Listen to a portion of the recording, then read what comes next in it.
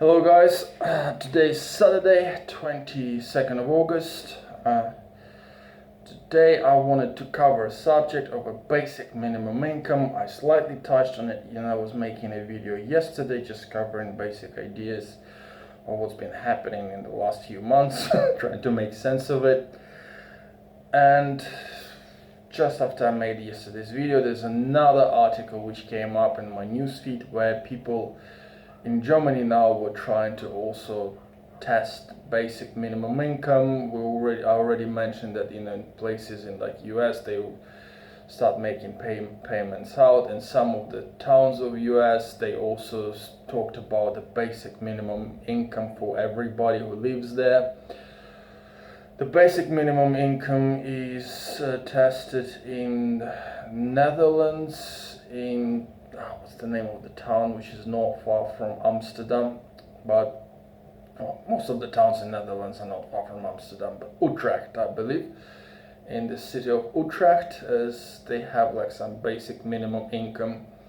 So it's a great idea, I really love it, and yet I have trouble believing that it's gonna work. And I'm basing my issue with the basic minimum income in the fact that there were like small studies, limited studies, and most of them produce some reasonably good results, but there's a big issue with the basic minimum income, and to notice that issue we can only look at the basic minimum wage. Now, if we actually look at the history of basic minimum wage, at least the way it was in England and UK, United Kingdom overall, it was invented somewhere like 60s, 70s, and the reason for the basic minimum wage was that because there was such a great disparity between incomes in London and a couple of other areas to all other areas, what it led to people abandoning the poorer areas, trying to move to London and a couple of better off areas, creating the kind of tension of like overpriced rents, at that time they had rent control, so the rents were not overpriced, but there was lack of housing, creating pressure on services, things like this. And at the time they walked around it by saying, hey, you know what, if we introduce some certain basic minimum level of income, right, basic minimum wage, this means that people from around UK are not going to be as inclined to try and move to these few better off areas, because their wages, the money they will be getting is gonna make sure that they having a very reasonable standard of living, and they will not need to move around. So that was the idea of a basic minimum wage. Now, over the time, the basic minimum wage in England, for example, in UK, is gone to the point where person who's staying unemployed quite often getting equal or higher amounts of money in the final paycheck as they would do by working a 40-hour job. Why? Well, because at the time of introduction of basic minimum wage, as we can see, there were rent controls, for example. There were controls on other areas, which meant that the speed of raising prices would not outpace the basic minimum wage. So introducing the basic minimum income without taking care about those same very areas is all it's gonna do is just gonna speed up the inflation, because hey, people got more money, and then there you go, here's the landlord going like, people got more money, I can raise my prices on my rent because nobody's telling me what and how I can do. So my flat is now costing like from I don't know, 400 goes to 800. So all of a sudden your basic minimum income is just disappearing into covering for the inflation, and it will be a never-ending race, and it will be probably one of the biggest transfers of money, of public money, to private owners, and probably to the richest of the private owners.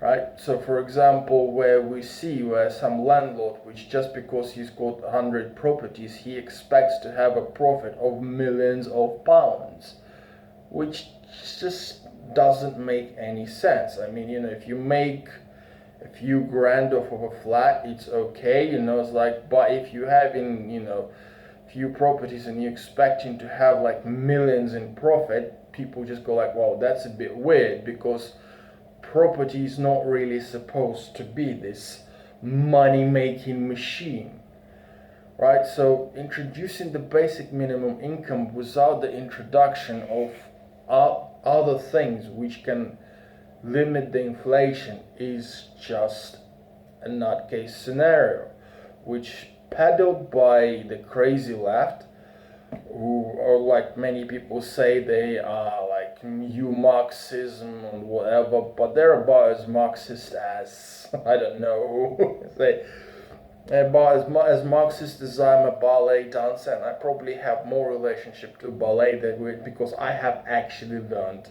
to dance, including some ballet. Wow, it was many years ago. And so we're looking at this, and what will it lead to? So, well, at this point of time, without the introduction of basic rent controls, what will happen is we're gonna continue pushing the bubble of properties. Now, with the coronavirus, yesterday I have said that we're expecting this bubble to have at least a bit of a deflation, if not a complete blowout, but basic minimum income guarantees the people are gonna be like, yeah, you can pay these rents, okay?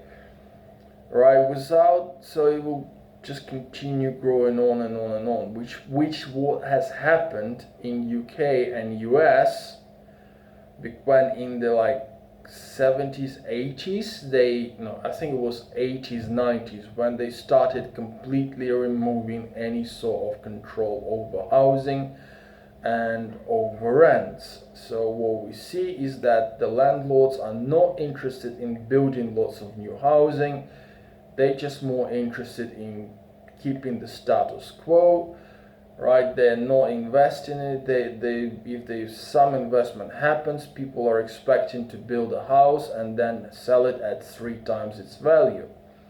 And it also creates a bubble where people just keep on getting bigger and bigger mortgages, because they're expecting to get higher and higher rents to cover those mortgages anyway. Right, with the introduction of rent controls, yes, it will hit the current bubble. Yes, the property prices are going to fall. Yes, some people are gonna have to declare bankruptcies. Okay, yes, we might have to say, hey, you know what? These little guys who have like 1 or 2 properties, who got caught into this kind of crazy thing which have been pushed on them, maybe we might help them out.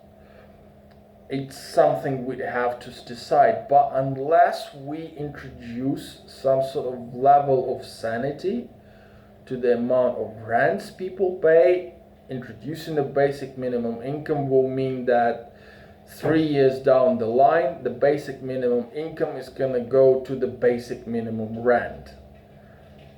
Right, and probably not even gonna cover the rent, as it happened in UK when in 2014, 2009, from 2009 I think to 2014, they were like working on this, and they finally managed to basically say that, hey, if you lost your job and you applied for the unemployment benefit, well, the maximum we're gonna pay towards your rent is something like 350 to 400 pounds. Anything above that, that's on you. Now, despite the fact that for 350 pounds The only thing you could grant is a shoebox somewhere in the middle of a freaking forest. But nevertheless, it happened. Right? They introduced the controls on how much rent people could pay without introducing the controls on how much people could charge, thus hitting the poorest and levels of population over the richer levels of populations who were abusing the situation. To give you an example, a property where I lived, where I lived for a good 10 years, the new landlord came there from Belgium, where the rent controls do exist. Netherlands, well, no, he was from Belgium, but somebody near us was investing money from the Netherlands, where the rent controls do exist to a level, I believe. I'm not 100% sure on how they work there, but they do exist. And the person from Belgium, they picked up the property when I was already moving out and I was moving to Germany. Just because they painted some walls, they doubled the rent on pretty much every flat in the property.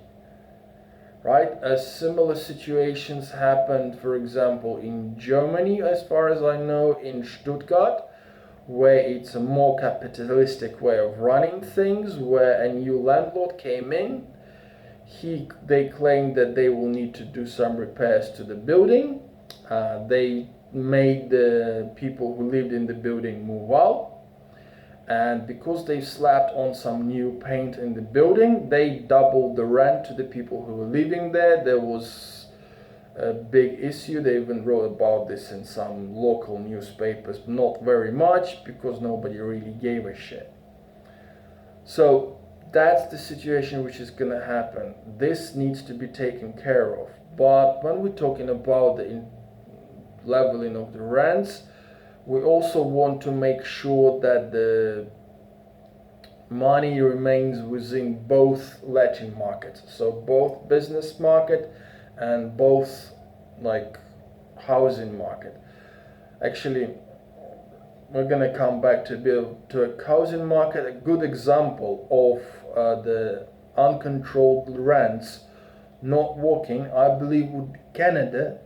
The city of Toronto, I believe, is like they have a big housing crisis in there, because I believe in the 80s, 90s, they wanted some new housings built, and the builders, well, the housing companies have said, hey, we understand that we're paying, you have rent controls for all buildings, but we don't feel like building new buildings because we don't want to have rent controls on that. And the local government has said, okay, any new buildings you're gonna build, we're not gonna introduce any rent controls on them.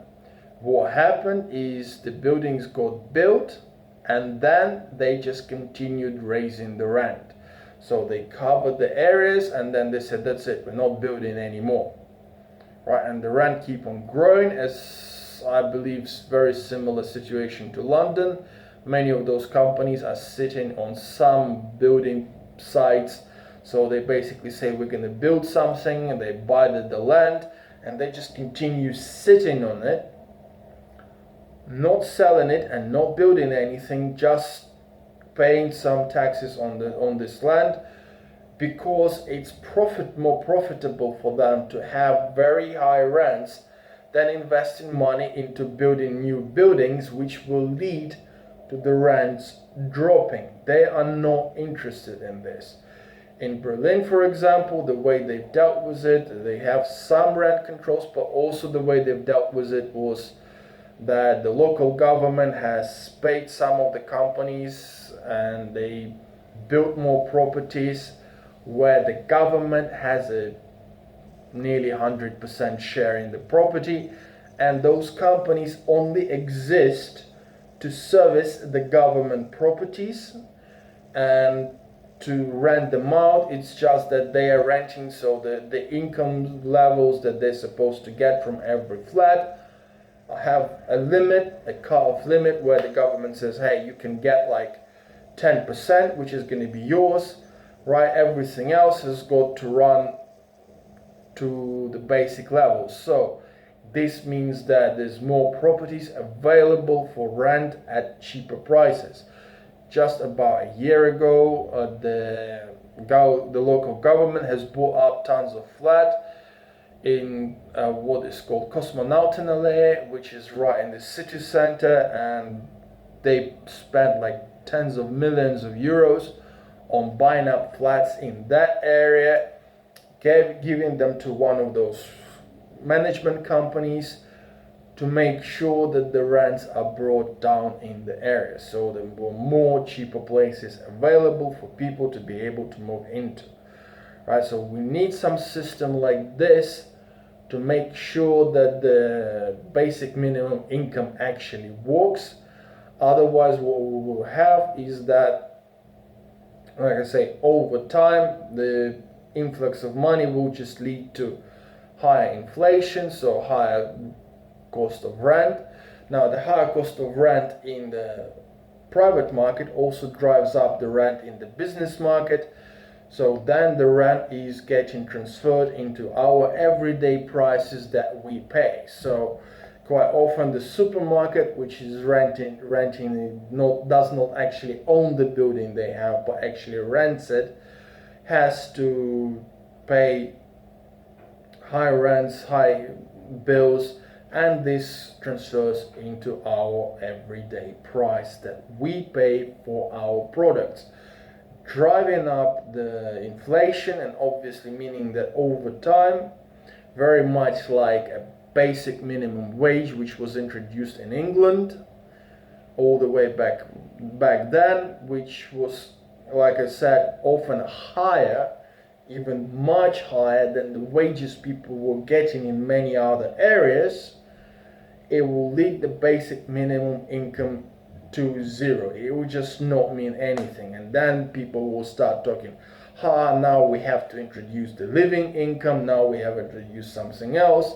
So essentially, without being actually a Marxist approach, which is being scientific, looking at things which influence the situation, rather than saying give people more money, right? Without introducing the whole systematic approach, the basic minimum income does not work. And so far, from people who talk about a basic minimum income, I don't hear that systematic approach. I don't hear them saying, hey, this is the issues, these are the cornerstones, this is how we have to deal with it. So, stepping a bit back, I also talked about the business rent. And we also see that when there's introduction to rent controls, so yeah, we might have to rely more on our own money, or the ones we pay in taxes, to build some more properties which are gonna make sure that we have a place to live in, or to do some repairs. So we can introduce some market in there, but we also see that quite often where the rent controls start getting more introduced, many developers, they go, we're gonna go into the business rents, right? We're gonna start building business properties, because as the people around get rich, we can bring in more like rich companies into the area, and they will pay us higher rents. And how the business rates start going up, business rents start going up. What does it lead to? Well, it leads to local businesses, small local businesses, not being able to afford to have a business. How does it work? Well, it means that the local shop that was making chairs or furniture, right, mom and pop shops, which people would have, and he worked with the wood for his entire life, and he made furniture, and he could sell those set of handmade really nice furniture to you for, I don't know, 6, 7, 800 bucks, euros, pounds, right? And he would have everything set up, so he would do like 3, 4 sets in a month. Now he cannot do this. Now that guys have to go away. So they either have to work from home, but if they don't have a situation where their home allows them to run their business. So for example, I live in a studio flat. If I decide to go from web development to making things out of wood, which I probably enjoy, right? I don't have the space to do it. So I have to have a small walking area, right? Where I can walk, where I can produce stuff, where people can come in, take a look at the stuff, whether I sell it over the internet or things like this.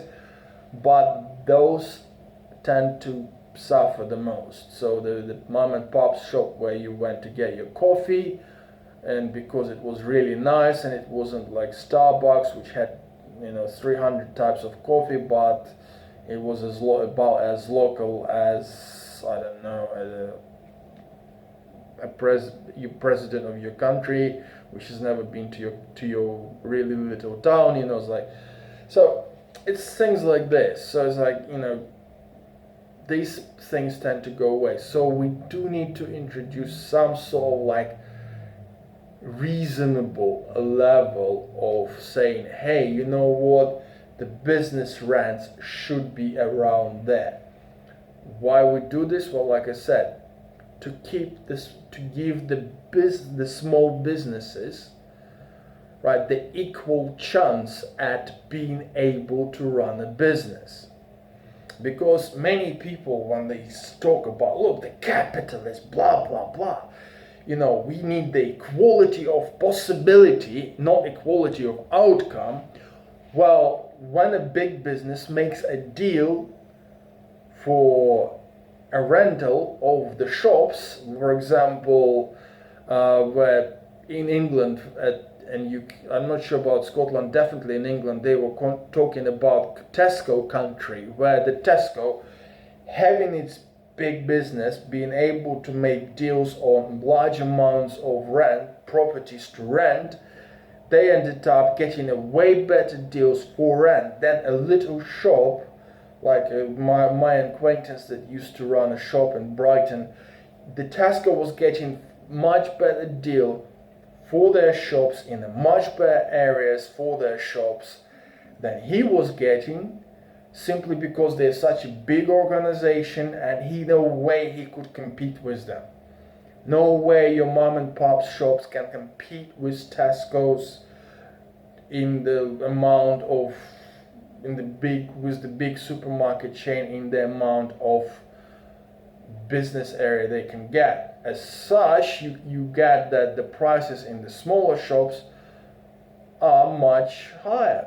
Like living in Berlin, you go into a big network chain, you can buy stuff at 30-40% cheaper than in many smaller shops. The only thing which is, I've noticed in Berlin, many smaller shops will be forced to remain open 24/7, because during the day many people will go and buy things from a bigger supermarket, which is like 5-minute walk down the line, and the only thing that saved them was that the supermarket closed at 9 o'clock in the evening.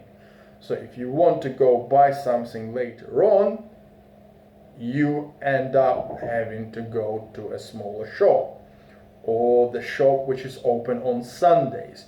So this is what keeps the money flowing in those shops, because they cannot compete with these big supermarkets on the cost of rent they're paying. They cannot compete because on the discounts they're getting from the producers for the stuff they sell. So the small shops which buys, I don't know, 300 loaves of bread is nothing like a big supermarket which buys 300,000 loaves of bread each day. Okay, and that is the difference in the opportunities. For small businesses to get involved, they have to have access to areas where they can rent for reasonable price, which is not going to drive them out of business. Equality of opportunity, right? Nobody's saying about equality of outcome, where if you don't run your shop really well, people are not gonna come to you. If you're not being nice to people, they're not gonna come to you. They will choose a shop down the road. If you're not producing, like I mentioned, like somebody works with the wood and they don't produce interesting enough product, people are not gonna buy from them, and they will go out of business. But at least the basic opportunity to start a business is gonna be there. Something which increasingly disappeared over the years in UK, at least in England, in many areas of England. Thus, for example, the destruction of High Street, for example, as people said, look, our High Street was destroyed, except that the rent in a shop on this High Street is so high that no small business can afford it. Except for like some really, really large businesses who make deals on really, really large amounts of properties. Okay, so once this is in order, once we look at this as a system, then I do believe I really love the idea of basic minimum income, because when people say that, look, if we introduce the basic minimum income, nobody's gonna go to work. Well, I disagree with that. That is something I disagree with. Why? Well, the basic minimum income should be a basic minimum income. Okay? So the basic minimum income, let's say if you live in the place where your rent is like, we say, hey, we're gonna introduce the basic rent for, let's say, maximum rent of, I don't know, let's say 10 euros or 10 pounds or $10 for a square meter of a property per month. And we say that any person which is living on their own is entitled to, let's say, 40 square meters of, obviously, we're looking at a system. We're not looking at just basic minimum income, which comes out of the blue, just give people money. We're looking at a system. So we say that, for example, okay, 40 square meters. So if you are like having your basic minimum income, we can afford to pay for you for 40 square meters unless you are disabled and you have to have like other areas. But in most of the cases, it will be 40 square meters per person, right? So we're gonna give you enough money to pay for 40 square meters. There you go. This is your basic for your rent. Now, if you can find a place with a cheaper rent or smaller place, doesn't matter. That things don't change. You still get your money for 40 square meters per person. I believe many people will agree with me that sounds fair. So no matter what, this is what you're getting. You're getting 400 for your rent. Now in Germany, for your personal expenses, it's, I believe, 470 euros per month. That's what you get given if you're unemployed for basic personal expenses. I lived in Germany, I believe, for general food expenses and things like this, that is very much enough. I had my budget set at 500 euros per month overall when I was, not unemployed, but it was my monthly spendings for my, go get some clothes, go to the cinema, go to the nightclub, go for a couple of drinks with my friends a week, buy some food, and that was enough. right? So obviously I could not afford to travel, very much. I would not be able to afford to travel very much. So, for example, couple of trips I made back to England over these years to do some stuff which I needed to sort some stuff out, or a couple of trips out of town when I was living in Stuttgart. Went to Munich a couple of times, went a little bit around areas of around Stuttgart, not as much as I wanted to, but that was a different story. Right, living in Berlin again, I spend money on this and that. So like about 500 euros, we say okay, 470, it's a reasonable amount of time. So here's your basic minimum income, 870 euros. It covers for your basic rent and for your basic expenses. Okay, so this is not making you very rich. Right, so when people say, hey, nobody's gonna want to work, well, it's a BS. Because it's just that many people are not gonna be going like, hey, I'm gonna get myself a 40-hour job. They will probably get themselves a 20-hour job, right? Or like some people might get less because their needs are much less, because they want to do something else.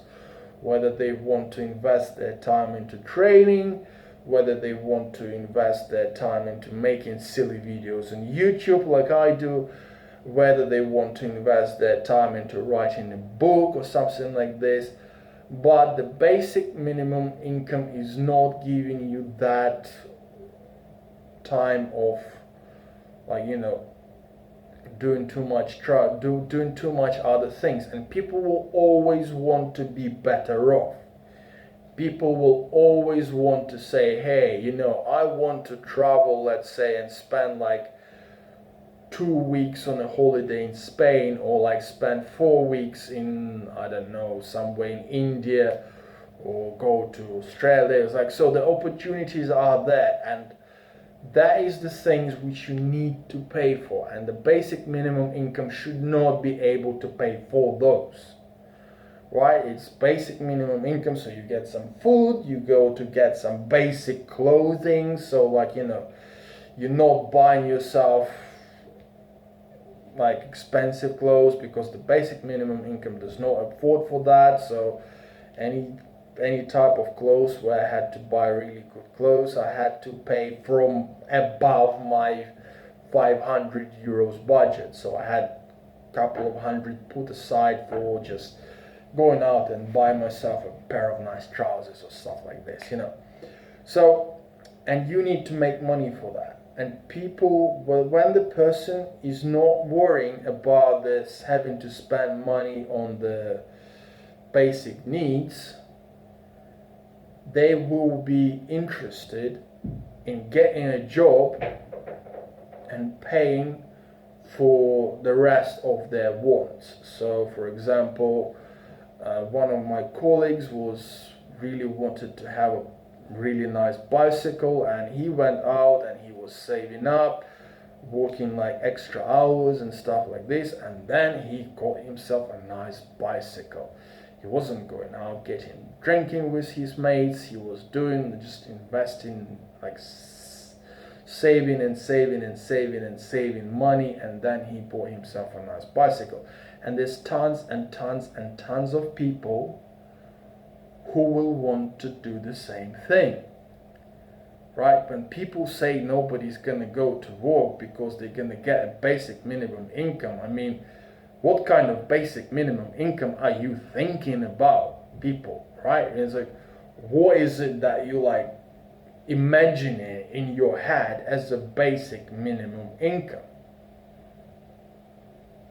Right? What is it that you kind of like seeing as? What is it? Because in my imagination, I mean, people are talking about 1,400 euros, 1,500 euros as a basic minimum income. Is like, well, yeah, you have to have this, because in many areas it's just that is what covering the rent. For example, if you live in Stuttgart, where the rents are way higher than they are in Berlin, then yeah, But that's what I'm saying is that you need to introduce a more systematic approach to this before it works. I love the idea, but without people talking about, hey, which system can we create to make the entire thing make sense, it's not going to work. We have to look at things, we have to see what things worked in the past, we have to look at how people dealt with other things before, and then make a system which makes sense. Because on its own, minimum wage, minimum income, sooner or later they are gonna get destroyed and they're gonna get turned into just another thing which doesn't make any sense. Okay, I hope I covered the subject as much as I could. I hope people will start thinking about it, even though I'm not expecting people to see my video a lot. But if you have watched it, if you liked it, please click like, share, because these subjects need to be raised rather than giving a free hand to crazy people who claim they are socialists and who just want simple solutions for complex problems, but just to make themselves look good while they're abusing their situation. Okay, guys? Thank you very much. Goodbye.